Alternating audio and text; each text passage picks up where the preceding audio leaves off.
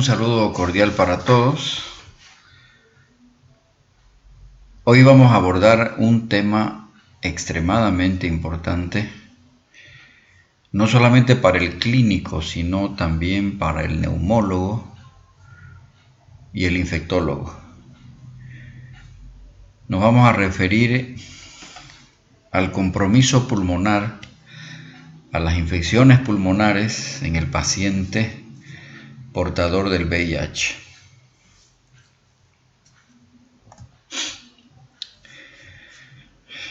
Las enfermedades oportunistas han disminuido drásticamente desde que empezó a utilizarse sistemáticamente la terapia antirretroviral. Esta terapia antirretroviral ha sido uno de los grandes adelantos dentro del tratamiento de los pacientes portadores del VIH.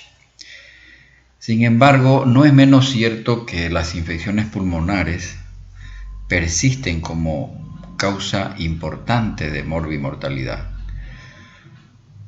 La mayoría de estas infecciones oportunistas, y por ahora vamos a dedicarnos exclusivamente a las infecciones que afectan al pulmón, la mayoría se relacionan con el recuento de CD4. Y otra característica importante es que muchas de ellas se benefician de la profilaxis primaria. Vamos a hablar de 3 enfermedades que son las más importantes dentro de muchas enfermedades que pueden comportarse como oportunistas en la población VIH. Nos vamos a referir de la tuberculosis, de la neumonía por Pneumocystis jirovecii y la neumonía bacteriana.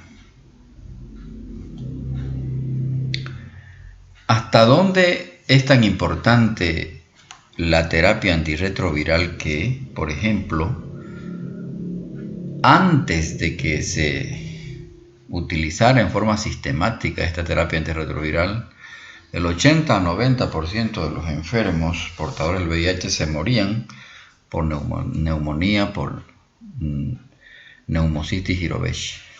Sin embargo, ahora eso ha disminuido drásticamente. Las enfermedades oportunistas aceleran la progresión del paciente portador del VIH a la etapa SIDA. Generan mayor morbimortalidad y acortan la sobrevida. Por lo tanto, cada vez que el médico esté a cargo de un paciente portador del VIH, es importante iniciar la terapia antirretroviral.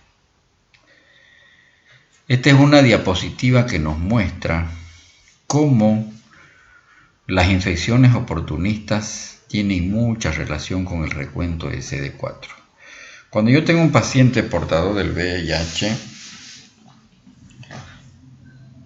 este enfermo debe ser sometido a un examen de carga viral y al recuento de linfocitos de CD4. Porque las enfermedades oportunistas se van presentando de acuerdo al nivel de CD4. Entonces, en esta clase nos vamos a referir a 3 enfermedades como son la tuberculosis, la neumonía por Pneumocystis jirovecii, que está acá, y la neumonía bacteriana. La literatura mundial dice que dentro de todas estas enfermedades, la tuberculosis no se relaciona mucho con el recuento de CD4. Es decir, el paciente infectado con el virus del VIH puede sufrir de tuberculosis en cualquier estadio, en cualquier etapa de la infección.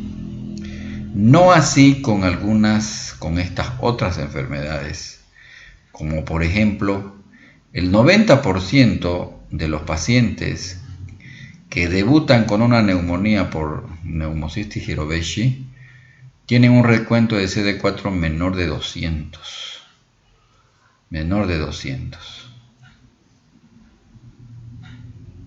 De todas maneras, como vamos a ver en el curso de la exposición, es importantísimo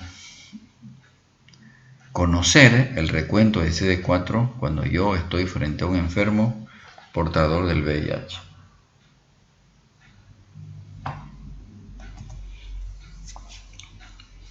Esta es la clasificación propuesta por el CDC en 1993, que clasifica al enfermo de acuerdo al recuento de los CD4 y en 3 estadios, A, B y C. Pacientes que tienen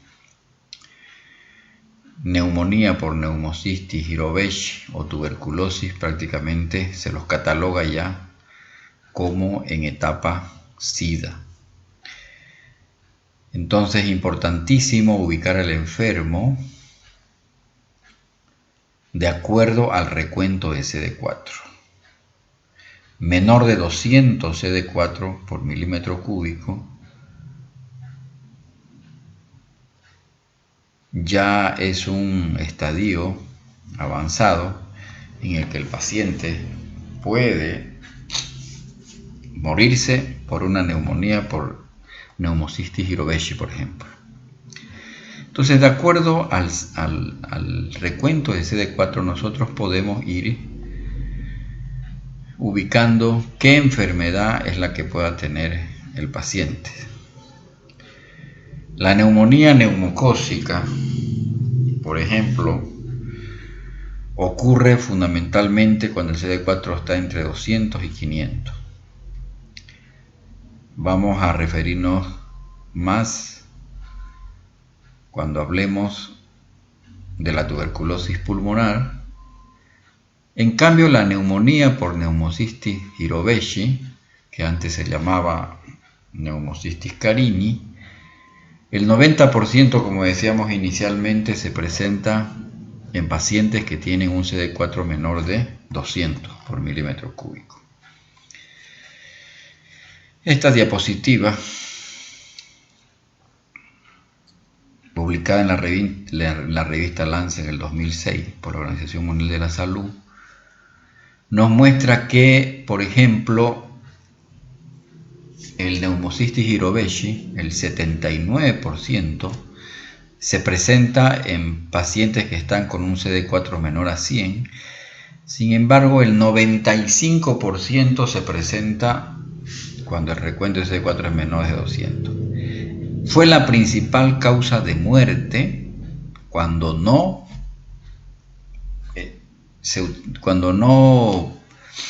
recibía el paciente una terapia antirretroviral y cuando no se utilizaba la profilaxis, cuando no se ponía en práctica la profilaxis.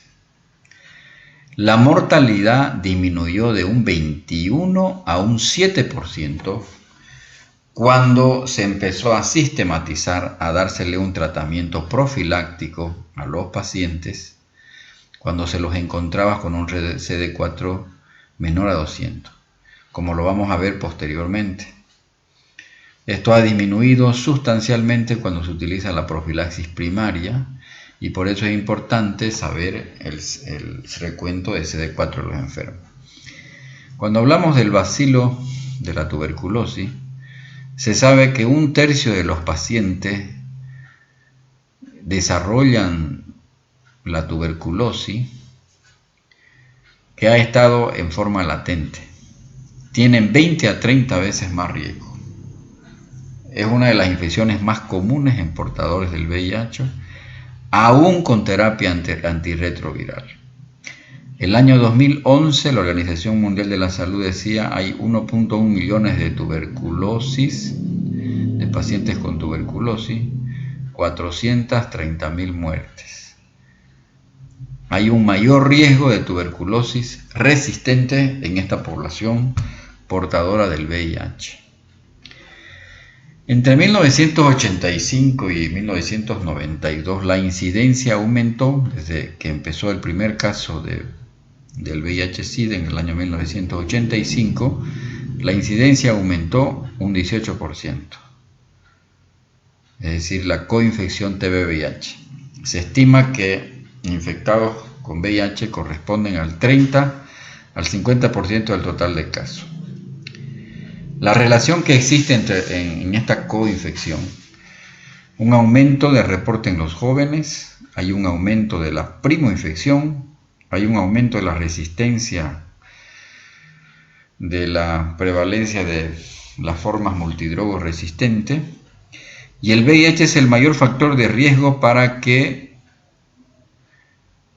un enfermo, una persona que está con TB latente, puede desarrollar tuberculosis.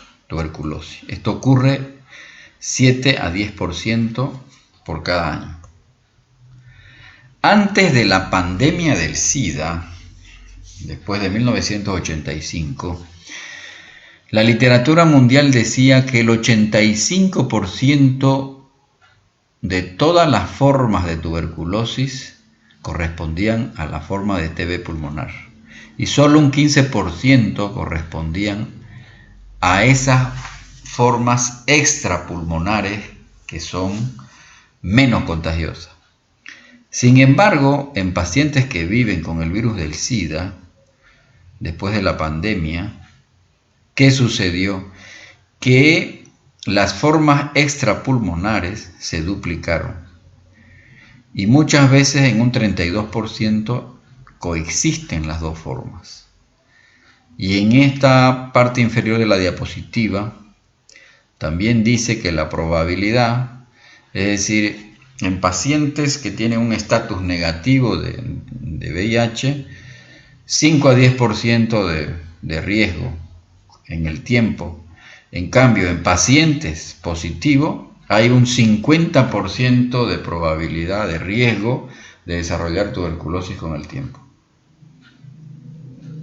Por lo tanto, realmente este contingente de enfermos con VIH tiende a la cama a una enfermedad crónica, infectocontagiosa, que es la tuberculosis. Entonces, la tuberculosis es considerada como la infección oportunista más frecuente en pacientes con HIV en países en vías de desarrollo. Es una enfermedad definitoria de SIDA. Por esa razón, a todo paciente que debuta con tuberculosis hay que hacerle una prueba del VIH. Lo propio, todo paciente que debuta o se le diagnostica VIH, hay que investigar, hay que rastrear el bacilo de la tuberculosis. 40 millones de infectados con HIV en el mundo, de estos 15 millones están coinfectados. La tuberculosis acelera la progresión del VIH y el VIH aumenta la probabilidad de una infección por TB. Por lo tanto, hay una reciprocidad entre estas dos infecciones. Esto es algo muy interesante entre los enfermos con tuberculosis. Según el estadio de infección por VIH. Por ejemplo, cuando yo me enfrento a un paciente portador del VIH y está en estadio temprano, es decir, su recuento de CD4 todavía es alto, lo más frecuente es que desarrolle una forma de tuberculosis semejante a una forma postprimaria como en un paciente que no fuera TB, que no fuera portador del virus. En cambio, cuando yo lo encuentro al paciente en estadio tardío, avanzado, empieza a subir la prevalencia de tuberculosis extrapulmonar y diseminada. Es decir, voy a encontrar más casos, más prevalencia de tuberculosis extrapulmonar. Y algo muy interesante que en la radiografía de tórax, mientras más temprano yo encuentre a un enfermo portador del VIH, voy a encontrar más lesiones radiográficas tipo cavernas, porque las cavernas expresan un buen sistema inmunológico del enfermo.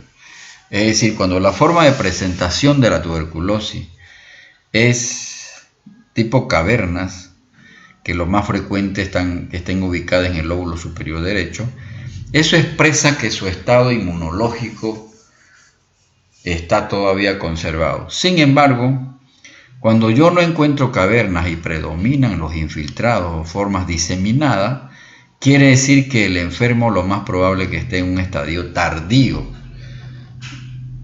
de la infección por el VIH. Y esto es lo interesante, que en relación al recuento de los CD4, cuanto más bajo es el recuento de CD4, lo más probable es que el enfermo portador del VIH desarrolle tuberculosis por una reactivación endógena, más que por reactivación exógena. Sin embargo, el paciente portador del VIH está expuesto a estas dos formas de tuberculosis. El paciente portador del VIH tiene riesgo de adquirir una nueva infección por el bacilo de Koch, es decir, una reinfección exógena por estar en contacto con un paciente bacilífero. Y a medida que progresa la infección, a medida que progresa el estadio y se deprime, se desciende el recuento de CD4, ya no sería necesario, es decir, el paciente puede desarrollar tuberculosis, esa tuberculosis que estaba en forma latente, se puede reactivar porque el sistema inmunitario está muy deprimido. ¿Cómo se presentan clínicamente los pacientes con tuberculosis en la población VIH? La presentación clínica varía según el recuento de CD4, aunque la literatura mundial dice de que independientemente del recuento de CD4, el paciente está vulnerable a desarrollar tuberculosis. En áreas endémicas, sobre todo en países donde la incidencia de tuberculosis es muy elevada, los pacientes pueden desarrollar tuberculosis con cifras altas, aún altas de CD4. En cambio, en áreas de baja prevalencia, quienes desarrollan tuberculosis es porque tienen un recuento de CD4 muy bajo, es decir, están en etapa muy avanzada de la infección VIH. Este grado de inmunosupresión influencia en la presentación clínica, radiográfica y histopatológica. Hemos dicho que a mayor compromiso del estado inmunitario, radiográficamente el paciente va a mostrar mayor compromiso, es decir, puede presentarse con la forma de TB miliar, por ejemplo, o derrame pleural masivo. En cambio, cuando el paciente está con un recuento de CD4 todavía no muy comprometido, desarrolla la forma clásica de la tuberculosis con la presentación de las cavernas, porque las cavernas expresan que el sistema inmunológico está todavía bastante, es decir, está fuerte ese sistema inmunitario y controla la infección, hace que sea bien localizada la tuberculosis. Entonces, lo que se ha visto en la pandemia de la coinfección VIH-Sida, que las presentaciones extrapulmonares son más frecuentes en pacientes VIH positivos. Puede ocurrir en cualquier grado de inmunosupresión, sin embargo, pero es más frecuente en enfermedad avanzada. Pacientes que están con CD4 mayor a 350 células por milímetro cúbico, como en el VIH negativo, la tuberculosis tiende a limitarse a esa forma de cavernas. puede mostrar infiltrados en lóbulos superiores, con cavitación o sin cavitación. Por lo tanto, cuando el recuento de CD4 es menos de 350 o menos de 200, lo más probable es que la tuberculosis se presente en forma extrapulmonar, como por ejemplo la forma de TB miliar. El efecto del VIH en la tuberculosis es que acelera la progresión al desarrollo de la enfermedad. Los pacientes coinfectados tienen un riesgo anual de desarrollar tuberculosis entre el 5 al 15%. El VIH incrementa obviamente el riesgo de muerte. Y como hemos dicho anteriormente, prevalecen las formas extrapulmonares y hay mayor frecuencia de formas pulmonares con baciloscopía negativa. ¿Qué efecto tiene la tuberculosis en la afección por el VIH? Que la tuberculosis es la infección oportunista más frecuente, fundamentalmente en países subdesarrollados. En cualquier momento de la infección por el VIH, eso se ha demostrado, la literatura mundial dice eso, que es una de las pocas enfermedades oportunistas que se presenta independientemente del recuento de CD4. Es una causa de muerte más frecuente en pacientes VIH positivos, acelera la evolución de la infección y se dice que 1 de cada 3 personas desarrollará la enfermedad tuberculosa con el paso del tiempo. Esta es una diapositiva muy interesante para demostrar que, por ejemplo, la forma extrapulmonar, estamos hablando de la forma de cómo se presentan los pacientes con infección por el bacilo de Koch. Fíjense que cuando el recuento de CD4 es menor de 100, lo más frecuente es que la tuberculosis se presente como una forma extrapulmonar. Puede ser una TB miliar, puede ser una tuberculosis tipo derrame pleural, y generalmente estos derrames pleurales son masivos y son recurrentes, con ADA alto y con un recuento mononuclear muy elevado. Es un derrame pleural con esas características. En cambio, cuando el recuento de CD4 es mayor a 300, solamente en un 28%, solo la tercera parte de los enfermos hacen TB extrapulmonar. En cambio, cuando el recuento de CD4 está de 0 a 100, el 70%, las 2/3 partes pueden desarrollar una TB miliar. La forma de cómo se presenta la tuberculosis postprimaria no varía en relación al paciente que no tiene VIH. Es una enfermedad crónica de inicio insidioso. La tos, la pérdida de peso, la fatiga, la fiebre y sudoración nocturna, el dolor torácico y la disnea son los síntomas más importantes. Esta es la forma cavitaria.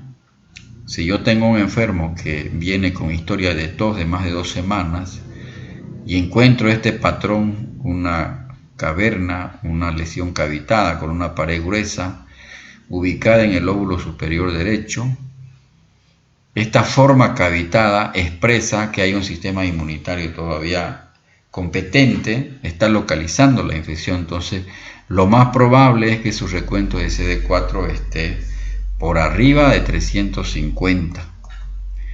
Acá también hay otra caverna por tuberculosis, con una pared gruesa. Entonces, esta forma de presentación, una de las formas más frecuentes en el paciente que no es portador del VIH, pero como ahora estamos hablando del portador del VIH, entonces cuando se presenta esta forma cavitada, lo más probable es que el paciente tenga un recuento de CD4 todavía arriba de 350. En cambio, esta forma de tuberculosis miliar donde hay una diseminación hematógena y habitualmente es por una TB latente. Generalmente el enfermo tiene un gran compromiso del estado general, habitualmente requieren internación y obviamente lo que tiende la cama al enfermo es la inmunodepresión. Interesante que la semiología pulmonar de estos enfermos es pobre porque el compromiso es intersticial, no es alveolar. Y hay un patrón micronodular, por eso se llama TB miliar, en grano de mijo. Radiológicamente se ve una siembra difusa, numerosos nódulos, hay opacidades puntiformes de 1 a 2 milímetros, son nódulos finos que por radioscopía pasan inadvertidos. El patrón es intersticial, por lo tanto, este patrón de TB miliar expresa un deterioro importante del sistema inmunológico. Este es el patrón miliar, difuso,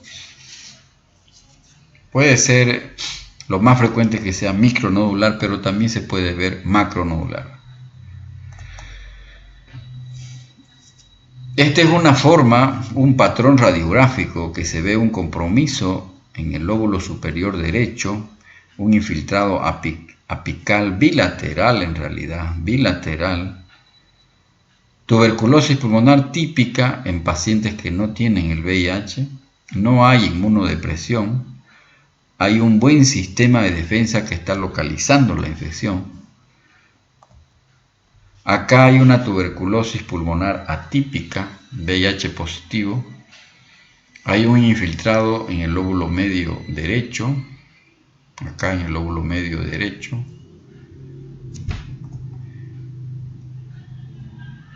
Y esta forma es un infiltrado intersticial bilateral, en la que el clínico debe diferenciar o será tuberculosis, o será una neumonía bacteriana, o será una neumonía por Pneumocystis jirovecii. Por lo tanto, el médico tiene que, de todas maneras, plantearse el desafío de identificar el bacilo de coco. Pasamos a la neumonía por Pneumocystis jirovecii. La literatura mundial dice que el 90% de los casos se presentan cuando el recuento de CD4 es menor de 200. Ya hemos dicho de que fue una de las principales causas de muerte cuando no se hacía terapia, cuando los pacientes no realizaban terapia antirretroviral y sobre todo cuando los pacientes no recibían una profilaxis primaria, porque ahora si se hace una profilaxis primaria, el enfermo infectado con el VIH puede que no desarrolle esta infección por Pneumocystis jirovecii. ¿Cómo se presentan clínicamente estos enfermos? Es un cuadro compatible con un síndrome de condensación, como una neumonía, con fiebre, dificultad respiratoria, tos no productiva. Laboratorialmente hay un aumento importante de la LDH, el compromiso pulmonar es difuso, hay infiltrados pulmonares difusos, hay una disociación entre la clínica y la radiografía, porque yo puedo encontrarlo al paciente muy hipoxémico y cuando yo lo ausculto no le encuentro estertores crepitantes, porque el compromiso es fundamentalmente intersticial, el patrón puede ser intersticial. Este puede ser el patrón, los hallazgos clínicos. Tos, disnea, dolor torácico es la clínica. Como decía, el cuadro clínico puede ser discordante con la radiografía. Aquí hay un patrón bilateral, como que también si fuera una neumonía bacteriana, una neumonía por Staphylococcus aureus. Hay un infiltrado intersticial difuso bilateral parailiar, que puede evolucionar a un patrón de condensación, como en patrón en alas de mariposa. Y cuando se le toma, cuando evoluciona el cuadro clínico, se puede ver esta imagen de panalización en la tomografía. Entonces, la neumonía por neumocistis Hiroveshi cursa con tos seca, con disnea, con fiebre. El inicio es gradual. Generalmente el recuento de CD4 va a estar inferior a 200 por milímetro cúbico.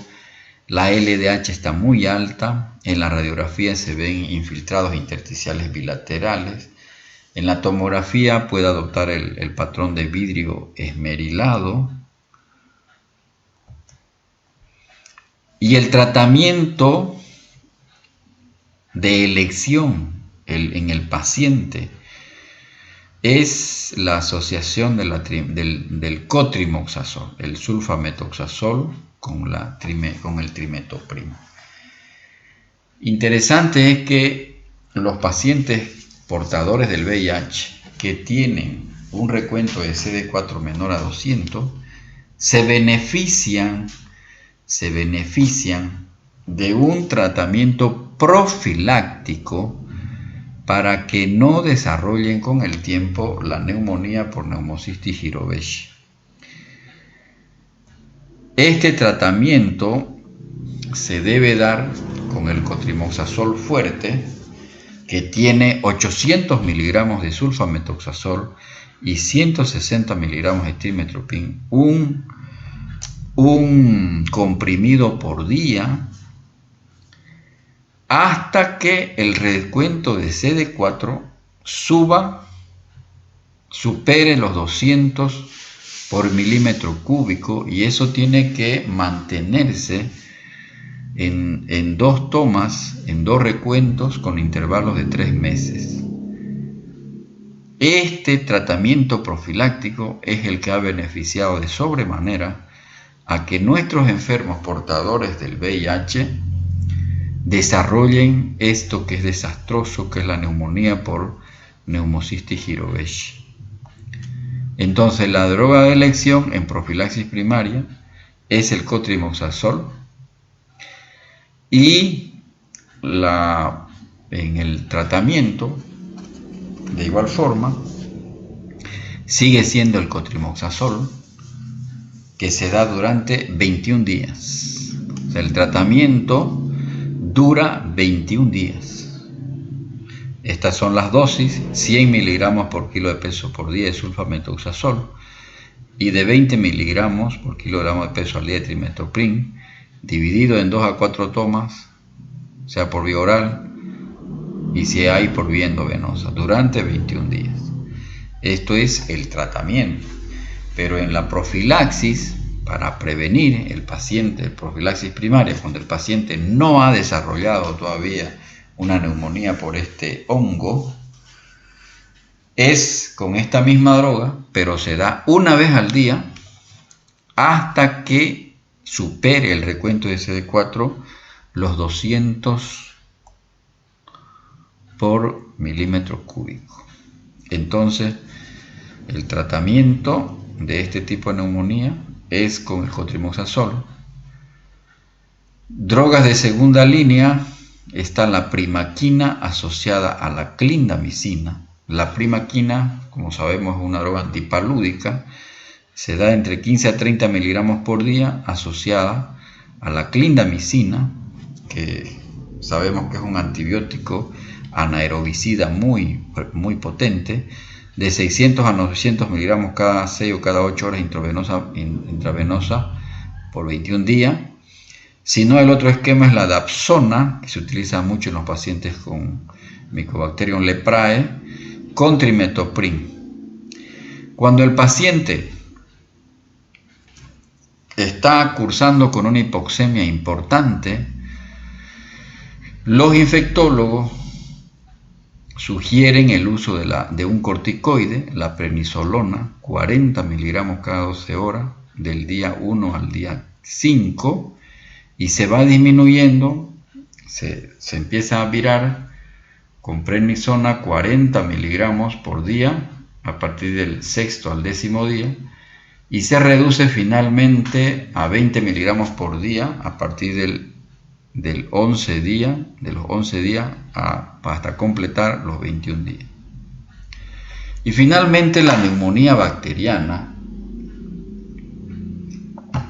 como una infección oportunista en los pacientes infectados con el VIH, cuando no se utilizaba, cuando no había la terapia antirretroviral, 5 a 25 veces el riesgo tenían estos enfermos. Es la principal causa de morbimortalidad en los países desarrollados, porque la tuberculosis es más frecuente en países subdesarrollados, en cambio la neumonía bacteriana es más frecuente en países desarrollados.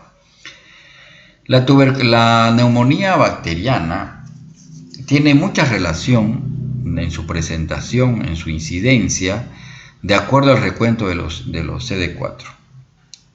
En la revista New England Journal of Medicine del año 1995, por ejemplo, este trabajo dice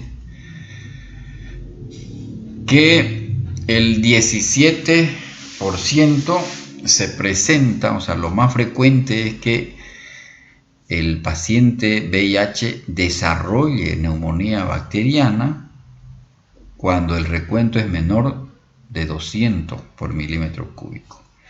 Sigue siendo el Streptococcus pneumoniae el microbio más frecuente, le sigue el Haemophilus influenza y en tercer lugar el Staphylococcus aureus. Por lo tanto, todo paciente portador del VIH que acude a la consulta de emergencia o a la atención primaria de salud con historia de tos y falta de aire o fiebre, nos obliga a los médicos a pensar en estas tres infecciones pulmonares como las más frecuentes. O es tuberculosis, o es una neumonía por Pneumocystis jirovecii, o es una neumonía bacteriana por Streptococcus pneumoniae. Obviamente la buena historia clínica nos va a orientar para ponerle un apellido a ese síntoma, a esos síntomas pulmonares. Nos interesa mucho el recuento de los CD4, la carga viral y el recuento de los CD4 para ubicar qué tipo de infección tiene el enfermo. Ya habíamos dicho que la neumonía y la tuberculosis se pueden presentar independientemente del nivel del CD4.